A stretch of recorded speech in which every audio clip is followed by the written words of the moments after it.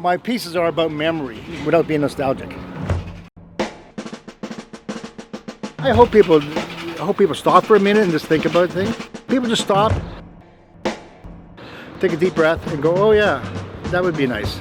My name is Rocky Dobey. I'm 65 years old. I came from northern Manitoba. I was 9 years old.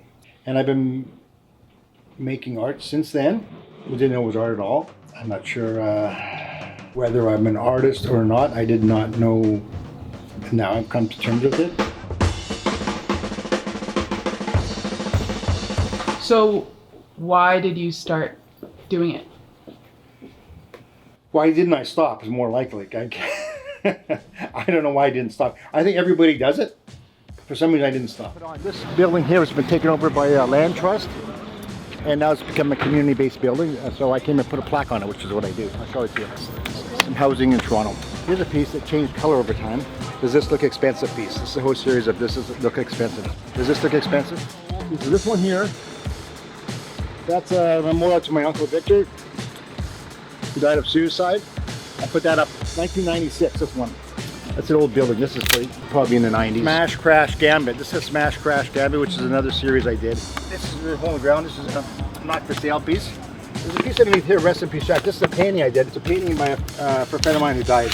Oh yeah, this is another one. This is exactly how I would do it. There's another old piece. Another very already old piece at the same time. Do you ever find yourself lacking inspiration?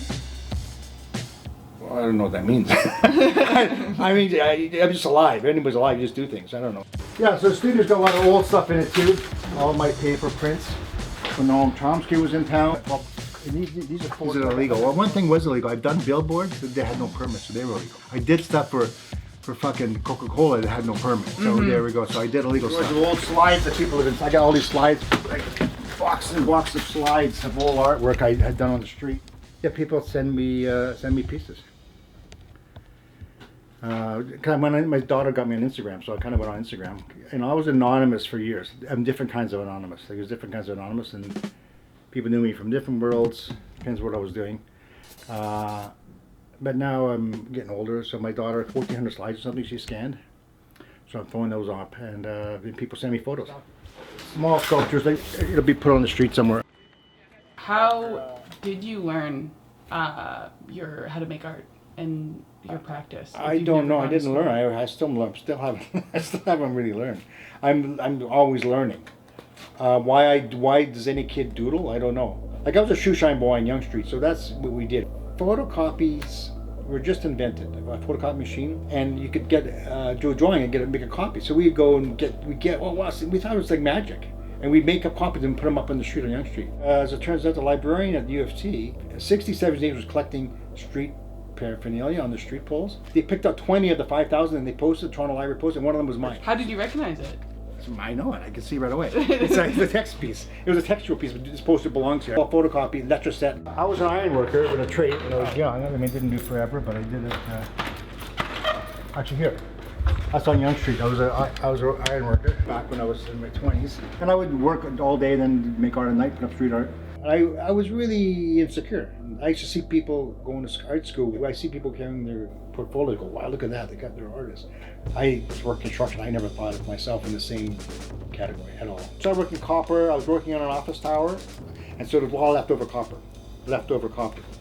Oh, I do drawings on that, and I'll put it up on the street. And copper doesn't erode that much, so it's down there for a long time. I've been putting stuff on this post for many years. This was an old piece. Somebody knocked it off. That was probably in the 80s. This one's a memorial for Dudley George, who was an Indigenous activist who was shot. Okay, this one here. This is an old one here. This is year 2000. This is my father when he died. He was born 35 and died, so that's for him.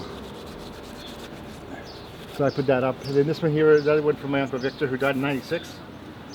So these are personal. Nobody knows who they are, just me. And now you do.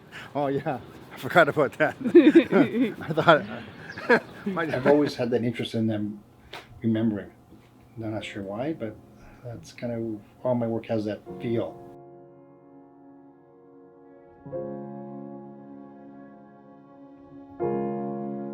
Ronnie was like the first street artist, but he died. He could actually draw. I can't draw. He could actually draw cartoons and stuff. He's a single mom. He's an indigenous kid from Nova Scotia, and we just hung out. His brother, and he was a goalie. We played hockey together, and we were kids. Ronnie died in about 19. He was about 19 years old. He was so excited. Apprentice job and projectionist. He was kind of artistically guy, anyways. And he was pretty excited. I go, wow, that's great. And then I found out like a week later that he died. And what I ended up doing, I kept on doing Ronnie pieces up until like maybe 10 years ago. Every once in a while, I just feel like I got to do one. From Ronnie, I ended up doing other memorials and other pieces. Every piece I have kind of has a memorial feel to it. We remember where he supported artists in Toronto for decades. He's born on Spine Avenue. Snowy night, just put up a memorial for Peter, a friend who had just died. He was an anarchist queer activist in Toronto. Lived at Cathedral. When I do memorials, when I do like drug users memorial, I didn't want to just do a drug user memorial. I would spend 2 years on that. We had people who lived in the area, people lived on the street. If I can draw, you can draw. And I got a sculpture of 100 different people's drawings on it. Like we had everybody. I bought the copper sheets in there. Before I welded into a sculpture, they carved onto it. So people still to this day are scratching drawings and memories onto the sculpture. So it's kind of growing. It's kind of allowed to do that. And it kind of word of mouth. You bring a nail, you can scratch your own message into the sculpture. But really, it's about the relationship with the community. It's so private.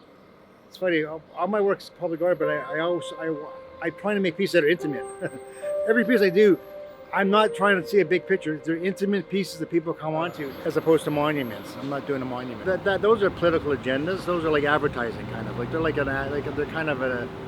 they're made like an advertisement. Notice me, look it up, And it's always a battle of whose voice gets heard. Is it only the people who own the wall allowed to be visible, or people who don't own the wall? That's part of the community making decisions. And same as my pieces, the communities. If they don't like my piece, they'll tear it down. I think that a memory is about healing, and nostalgia is more about blocking healing. So I think sometimes nostalgia is a way of like not dealing with your memory, not having this romantic notion of your past, but actual remembering things, remembering who you are, where you came from, is part of healing. Everybody deserves to be remembered. Everybody's worthwhile. Everybody is special. In future, when somebody sees your piece, how would you like for them to interact with it? Well, I don't have any hegemonic control over what's on the street. I don't know that people notice. I don't really notice that much. Some people could live in it and don't notice it. People do touch it for good luck. We attach to people and we remember, and we can't hide from things. Remembering is not nostalgia. It's also what it is to be human.